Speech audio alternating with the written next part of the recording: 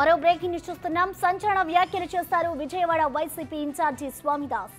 తిరువూరు నియోజకవర్గంలో టీడీపీకి 3 ఇన్ఛార్జీలు ఉన్నారన్నారు. 3 పోటలకు 3 ఇన్ఛార్జీలు ఉన్నారని ఎద్దేవా చేశారు స్వామిదాస్. నిజాయితీకి ఎప్పుడూ సమాజంలో స్థానం ఉంటుందన్నారు.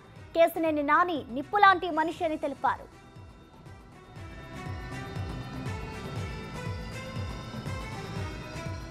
అదేవిధంగా మన పుంజు పారిపోతున్నారు, పుంజు నిలబడదు, పారిపోతుంటుందని.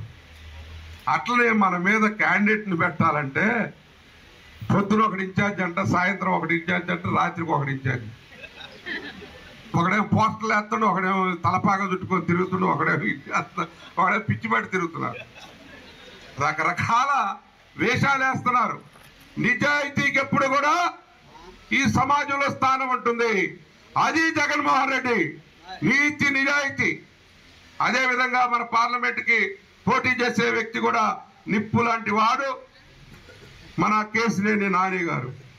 ఆయనకు కూడా ఇన్ని బట్టలు నొక్కించారు, మీరే నొక్కించారు. ఇన్ని బట్టలు 124 సార్లు నొక్కించారు. ఇంకా ఈ ఎలక్షన్ కోడ్ వచ్చేసరికి ఇంకొక అంటే 5-6 సార్లు నొక్కుతారండి. 130 దగ్గర